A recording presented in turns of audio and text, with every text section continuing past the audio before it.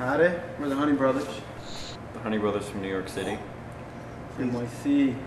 Playing in Spaceland in Los Angeles, California. Honey Brothers are a state of mind. No, we State are of mind? a state of mind. Honey Brothers are a state of mind. We're A rock group. a rock group That's well that said. takes Very well on said. the fraternal organization type structure, and that it's sort of like a union. We have to And punch we are in and out of paying- rehearsals, and a lot of people with baseball bats sort of at our rehearsals. Scabs. Yeah. We're paying major dues. Yeah. Whew. No, we're a rock group. We have a lot of fun and funny music. We have some music that makes your booty shake. We have old-timey music, very eclectic. It's a lot of people with lots of talents and interests. And I've been bar mitzvahed. Next. In this suit, actually. I'm going to try a different answer, but it's somewhat more straight. I think we're a band answer, that's if they wanted. constantly hungry. It's I'm Okay. physically hungry. We're a band. We're calling ourselves a joy rock band right now because we tend to try to put people in a good mood rather than depress them. That I think has been somewhat of a guiding principle, is that we want our music to be, even if it's down in a way that's sexy, but in general it's kind of up, and we don't want the kind of music where people sit and they go, yeah. Although they tend to do that. They do that anyway. This They're is the so problem. well trained. It's the joy. That's because we've been Creatures playing of big habit. cities. Once we get out of the big cities, we're going to move again. We're moving more last night. We played in Arizona last night. It's a big difference between playing in New York and LA and playing basically anywhere else. That's because everybody in the audience is in a band and they're like, I can do that. Exactly. I can do that. Yeah. Is it more fun to play then outside of the cities? Yes. Can be. I'm just going to say yes. It can be a lot of fun. I mean, it's nice to have your friends come out to when you're playing in the city, but you play to the smaller places, they appreciate a good band so much. They appreciate original music, and it's so rare that, I mean, we haven't gotten out of New York until now, and we've been playing in New York for years, so it's just a rare thing. Well, the three of us here have known each other for a long time, and we were playing music casually, without any real kind of plans to do anything with it. Playing and cooking dinner and playing acoustically in the living room, and then we started walking around on the streets and doing that because it was a nice way to meet people. Then we started playing in a club called the Living Room. Yeah, actually, it's true. We played in a club called the Living Room, which felt right, and we had a midnight residency, a couple, I guess three summers ago, right? Around there. And Adrian, who I'd known from working on a film that he directed, I ran into him in the street and told him about the band, and he came down to one of our first shows, and he really seemed to like it. Whether he was making fun of us or actually enjoying it was hard to tell from the stage, but it's a really small place. And It was both. I was making fun of you, Yeah. and I Yeah. really enjoyed myself. Yeah, and so he offered to record us in his basement, and but while recording, we decided, and particularly he felt strongly that we should have bass and drums, which we didn't have when we were playing acoustically, and so he joined, and He liked it so much he bought the company. yes, playing drums. So. I think we decided to go on this tour because we hadn't been on one in 3 years, and we've been playing music in New York City, and I think it was about time. And also we're trying to develop some new material, so it was an opportunity for us to exhaust ourselves of the old material and put it out into the world and kind of have a finality to it. That way when the new stuff starts coming in, we feel like the old stuff has been shared enough. And at the same time, it's been really motivating to create new material and to hasten the production of like new songs, and we felt more comfortable out on the road trying out stuff that we were too conservative trying out in New York, and it's been really fun for us, and it's just sort of gotten the blood moving again, to be getting fresh air in all sorts of ways. Yeah, you play for a new crowd, and for the most part, if you're doing a new song, they don't know you. They don't know when you're messing up that new song. When you forget the change, you forget that, okay, the chorus, actually we cut the chorus in half, we made that shorter, and then one person will be playing the longer version of the chorus that we decided, 3 hours ago to abandon. And everyone looks at each other like, oh, we forgot to make the change, but nobody notices. No, not me, never me. But, this is no diss on the audience, but they don't know the song, and they don't know we're making a mistake, and it's a good opportunity to try it out, and we see how people respond to it. It's also, Andrew's going to give an answer. It's also a good opportunity to test your bandmates, because whoever messes up has to clean the band the next day. And so, we need to keep things alive. Yeah, I mean, it's also a way for us to gel and bond as a band. We're playing every day. Yeah. We're playing live shows. So we really start to develop a rapport with each other that you can't really develop even though you practice 5 days in a row, because you're actually in front of an audience and trying new things and selectively deciding what works and what doesn't. We have a booking agent. I mean, I think one of the things that's held us back from touring for so long is like, how do we do that again? We get on the internet and we find clubs in various towns and we call them and we send a press kit, and I think to some degree we were all just like unable to cross that threshold, and like we know the clubs in New York, and so we could just call them up and book a gig. Although it's easy. we do have great management skills, but we've developed management skills. Who shoulders that? Evenly, all of you? Not so much. Don't be modest, guys. Come on, I do. It depends on the task, I think. Depends on how passionately one of us feels about a certain task that needs to get accomplished. And then they usually, unfortunately. See, I felt passionately about the T-shirts. Now we have 250 of them, and they're like coming out of our ears. We've had opportunities to do that around New York, but it would have required a lot more hustling, and chances are, we didn't have the organization behind us with a tour manager, a booking agent, and a publicist. And so we pretty much decided to wait until we get enough momentum in New York to get a team behind us, so that when we could tour, we could do it right.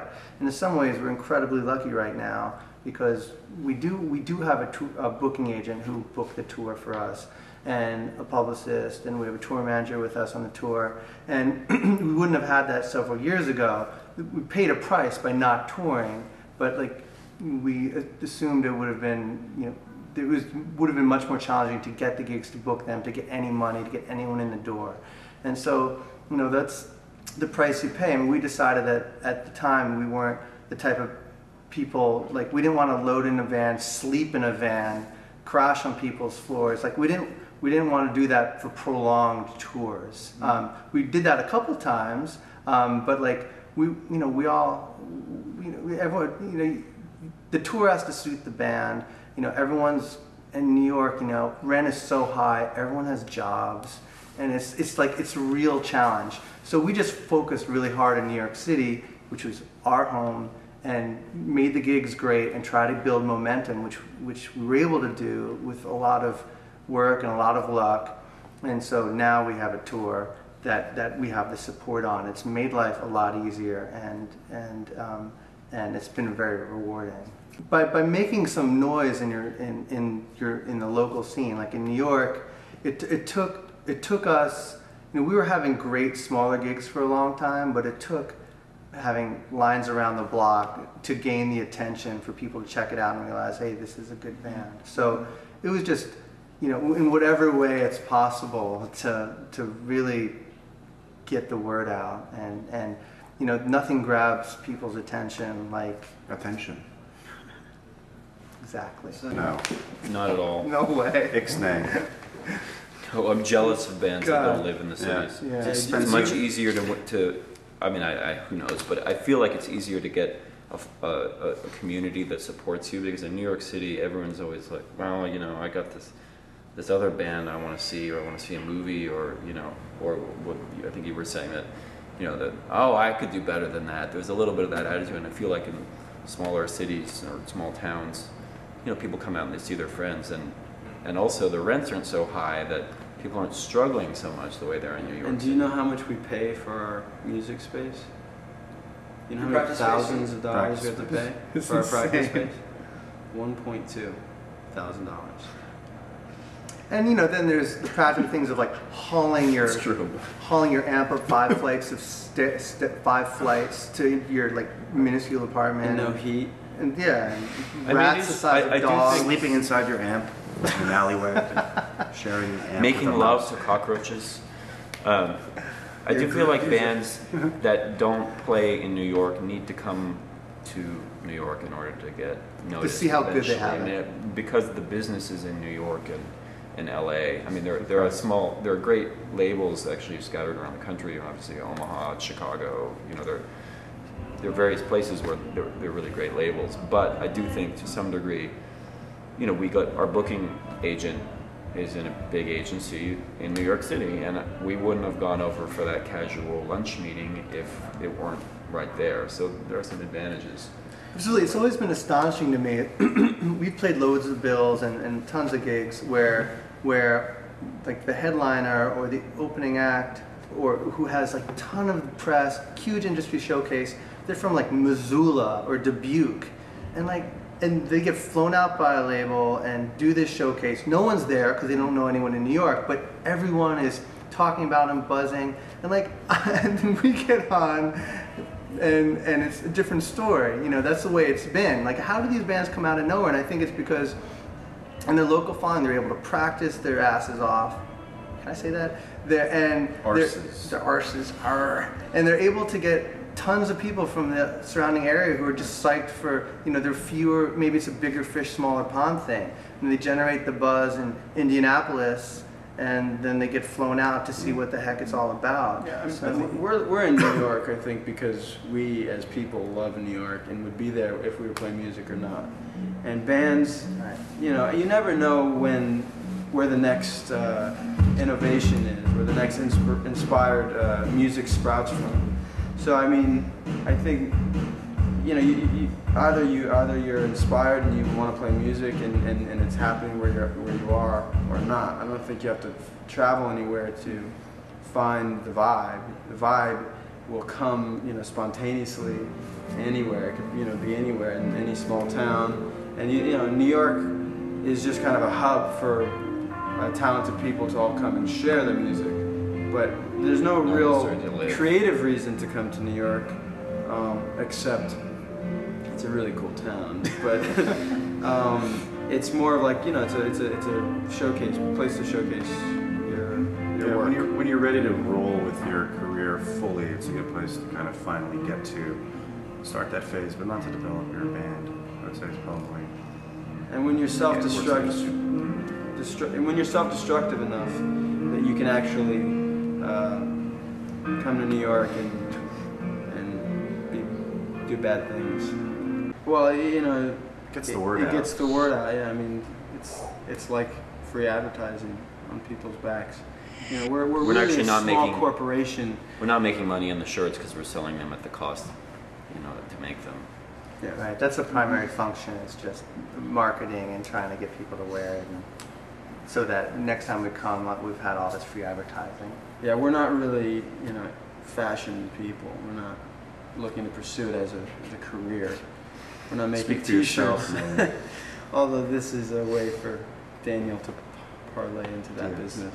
DS. Me and Adrian kind of pulled together something, but it was an adapted design. And it was a last minute thing. And it was literally. highly contentious too. We all had different ideas. See, when you see the, Not see, I highly, did the but- pins. The pins are very different looks, so we have two different looks going on. Which Yeah. Ideally, someone buys a T-shirt and wears the pin, and then they have two different worlds. How about That's that? one of 4 pins. Yes. Why aren't you wearing it? I noticed, I just, you know, I just be prepared. You know.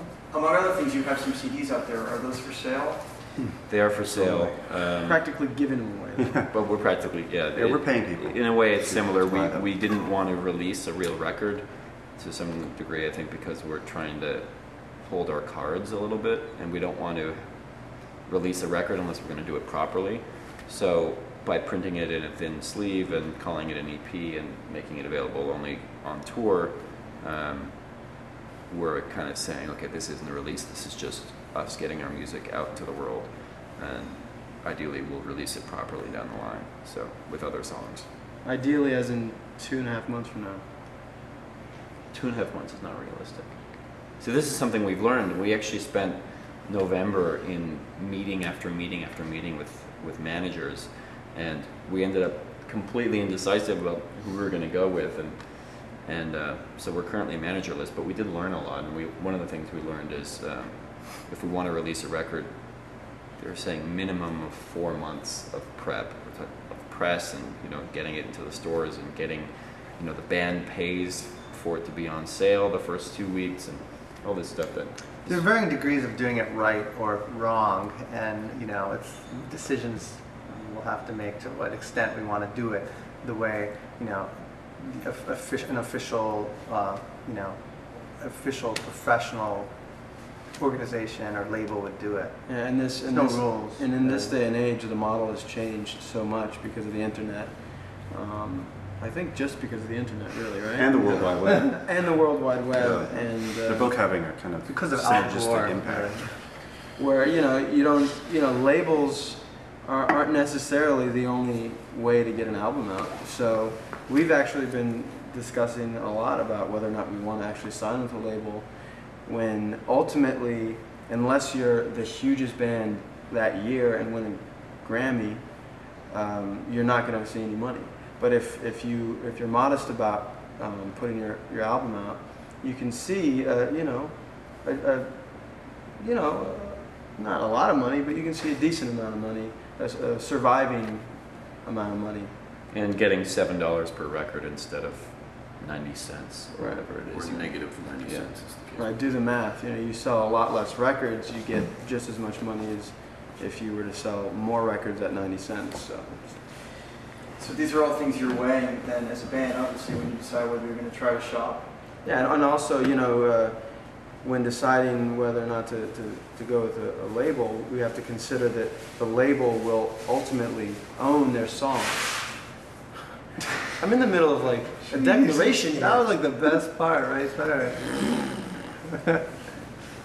Yeah, though,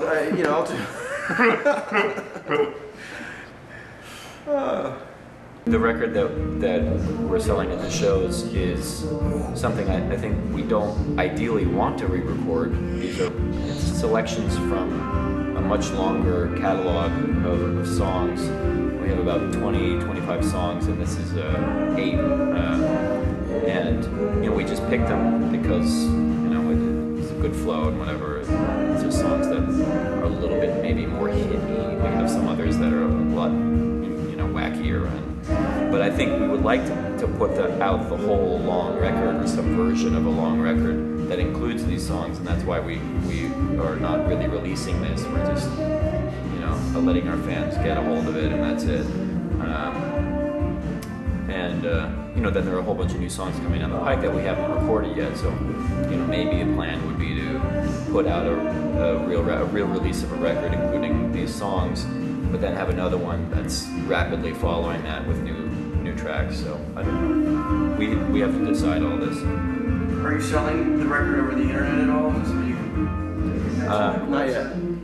We may be through our website, which is thehoneybrothers.com, but we haven't decided yet. Well, we did decide. We decided not to decide just yet. We wanted to put the record out just to be available on our tour as a special thing for everyone who comes to our shows. And then when we get back, we decided we'd reevaluate, and maybe we'd make it available on our website or iTunes. But again, that was something we didn't have to do right away, and we wanted to make it special for the tour. Our last EP is on iTunes. We might remove it, but it is there on iTunes. And we're called the Honey Brothers, and I think that reflects very well our relationship. We're all very brotherly, and right? Yeah, I'm about to lend you deodorant. Yes. You see, we share deodorant, and we make all decisions pretty much in a real, true democracy. Mm-hmm. So that's why nothing ever gets done. There's a lot of red tape. We put our heads Hell of together, a lot we of red literally tape. bang them against one another. So that